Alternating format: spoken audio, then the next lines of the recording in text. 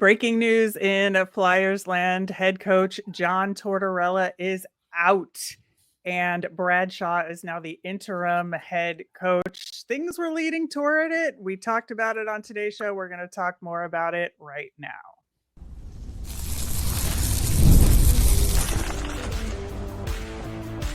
You're Locked On Flyers, your daily podcast on the Philadelphia Flyers. Part of the Locked On Podcast Network, your team every day.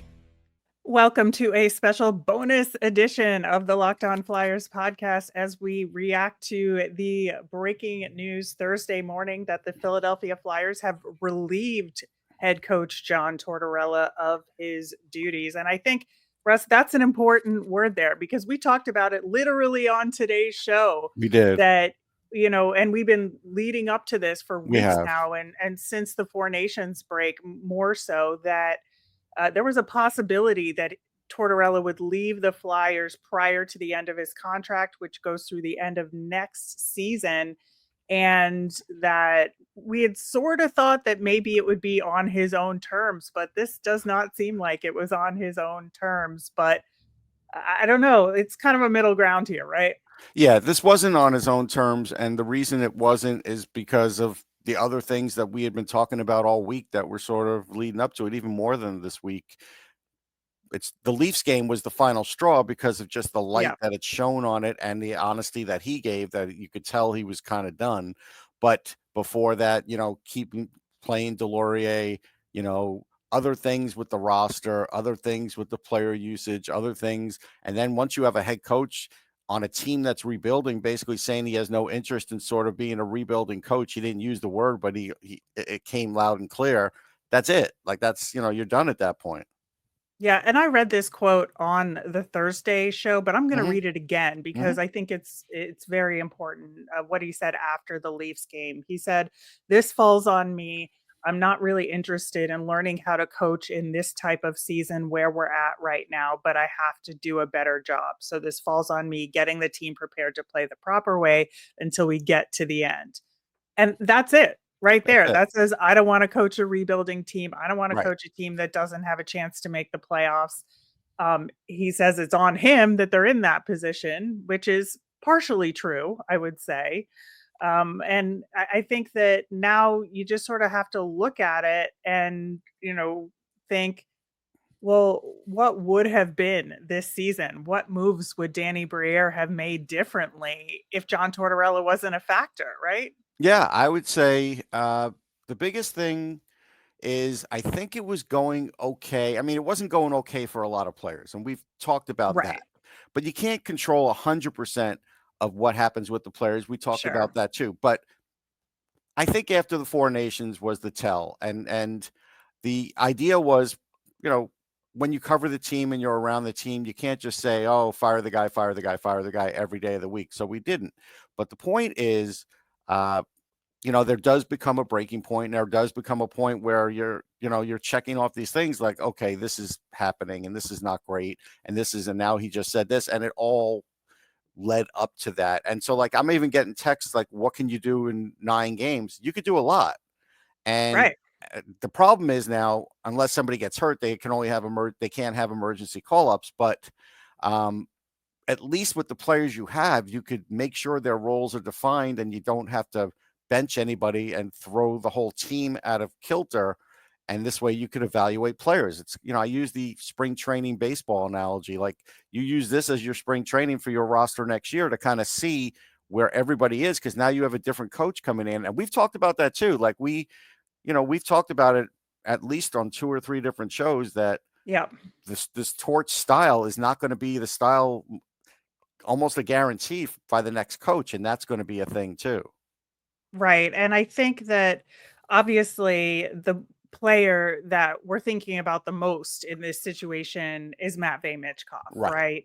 And his development and what this means, because we've spent this entire season up until the last few weeks, I would say, with Torts trying to mold him into more of a complete player when he wasn't necessarily ready for that yet, that you kind of needed to let him go and do his thing, which, to be fair, they have done it over the last few weeks to some degree, but I just keep thinking, like, how does this affect his development? And are they going to look for a new head coach specifically around the development of Mitchkov? No, because you can't do one player above the team, so that won't happen. Uh, the next head coach they'll look for will have to have certain things, like Keith Jones will probably talk about it in 10 interviews before we even get 2 shows Right. done. You know what I mean? Like, that's just Right. the nature of the beast.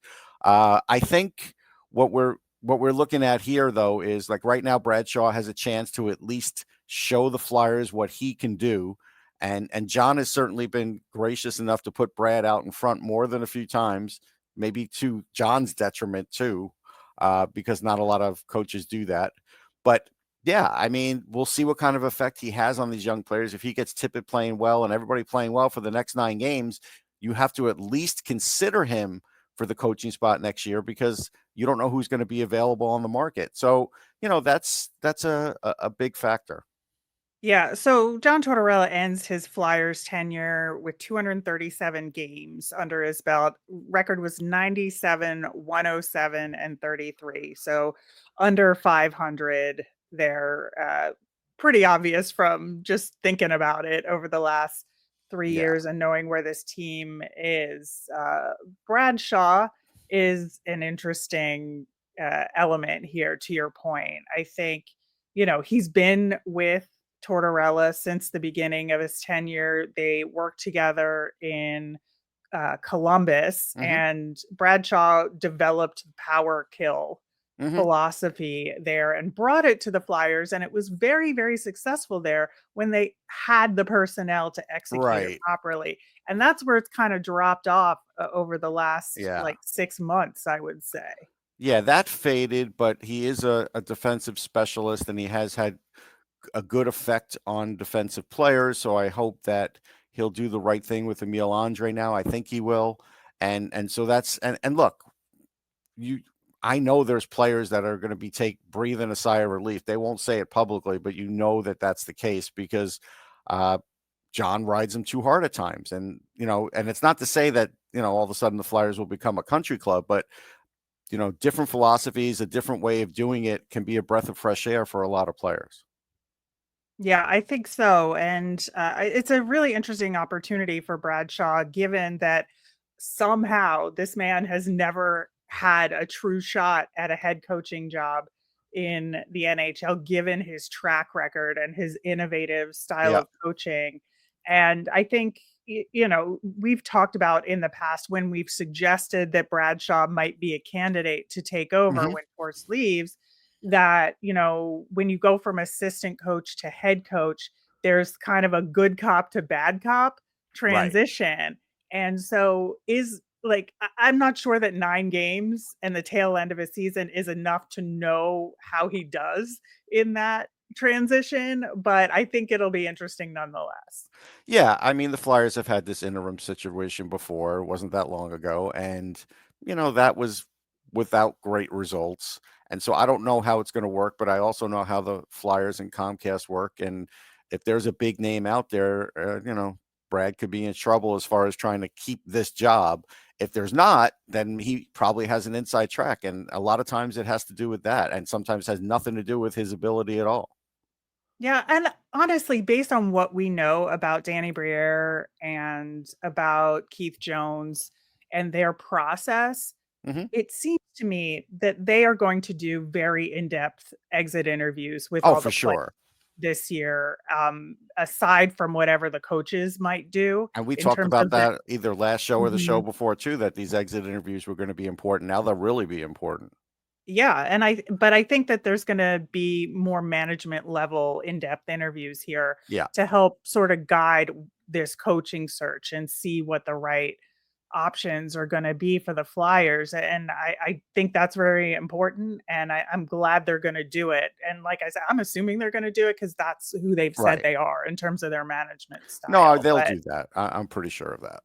yeah, and looking at what Danny Briere's quote was in the official announcement about letting Torts go, I think that Danny says, on behalf of the organization, we want to thank John for his dedication over the past seasons. And then the Hilford E. Jones quote says, "We support Danny's decision in making this change as he continues to do what is needed for the future of the organization. John Tortorella has made a positive impact through the Flyers organization. We are grateful and appreciative of the opportunity to work with him." And I think it's all true, right? I think last season Tortorella's impact in the locker room was a pretty good thing. There were some individual player issues, but the culture that was created was a good thing. The problem is it didn't really hold this season. No, it didn't hold, and it may have had 2 other players exit out of town quicker than you'd like. And those are always the pros and cons. But you also have to remember they're hoping to make some headway this summer in free agency, and based on a league survey, which I think was with The Athletic, I think it was something like 30% of players did not want to play for John Tortorella. So they, getting someone to sign there as a free agent sign in Philly was going to be a problem. Did you know getting a good night's sleep is the #1 recipe for long-term success in life? I didn't. It took me way longer to realize than I'd like to admit. It was years of tossing and turning. I was always tired. I never felt like I could live up to my potential, but not anymore. Thanks to Bear Mattress. I used their sleep quiz and I matched with the Elite Hybrid. It's perfect for side sleepers like me.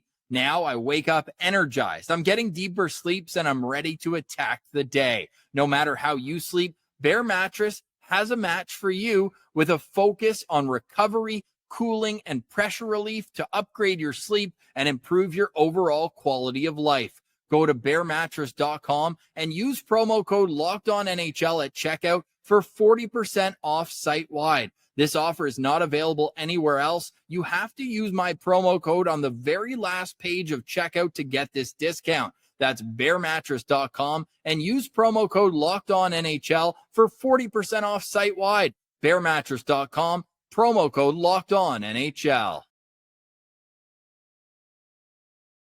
Yeah, well, there's so much more to talk about with this. Danny Briere is giving an official press conference on this prior to the game against Montreal. We're going to cover that and the possibilities moving forward on tomorrow's show. But in the meantime, stay tuned. It's always interesting in Philadelphia Flyers land. You can find us on all of the socials at Locked On Flyers to keep track of the latest when it comes to this story. I'm on Blue Sky and Twitter at rmiriam. I'm also on Blue Sky, Twitter, and all those other things at Sportsology.